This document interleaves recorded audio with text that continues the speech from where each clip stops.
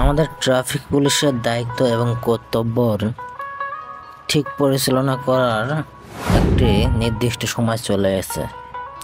তো আমাদের দেশে এখন বিভিন্ন স্থানে কিছু ট্রাফিক সিগন্যাল তৈরি করেছে বুয়েটের কিছু মেধাবী শিক্ষক। তো তারা চাচ্ছে ঢাকা শহরটা যানজট মুক্ত করতে এবং সকলকে ট্রাফিক আইন এবং সিগন্যাল মেনে চলতে। ইতিমধ্যে আপনারা খবরে শুনতে পারছেন যে ট্রাফিক সিগন্যাল অমান্য করলে জরিমানাও করা হচ্ছে। তো আমরা যথাযথভাবে যারা গাড়ি চালাই তারা অবশ্যই ট্রাফিক সিগন্যালগুলো মেনে চলব। এতে আমাদের যানজটও কমবে, সময়ও বাঁচবে এবং দুর্ঘটনা থেকেও আমরা মুক্ত পাব।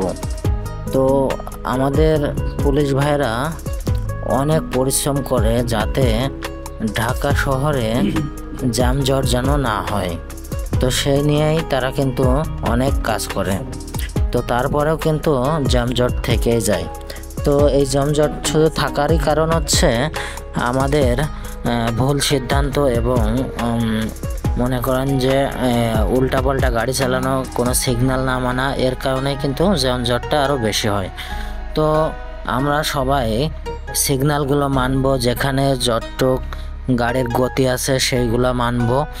আর বিশেষ করে আমি যেটুকু মনে করি, আপনারা প্রত্যেকটা সিগন্যালে মাইকিং করার একটা ব্যবস্থা করে দেন।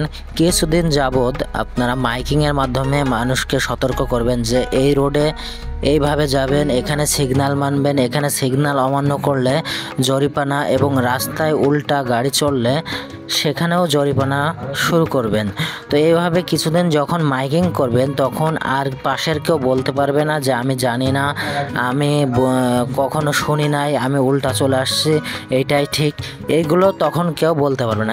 এইগুলো যখন কেউ বলবে এবং উল্টা আসবে, সঙ্গে সঙ্গে তার গাড়িটাই ডাম্পিং। তো যখনই আপনার ডাম্পিং দিবেন কয়েকটারে, তখন দেখবেন তারা ভয়ে আর কেউ আসবে না উল্টা। তো এইভাবেই কিন্তু আমাদের শৃঙ্খলার মধ্যে আমরা আনতে পারি কিছু গাড়ি।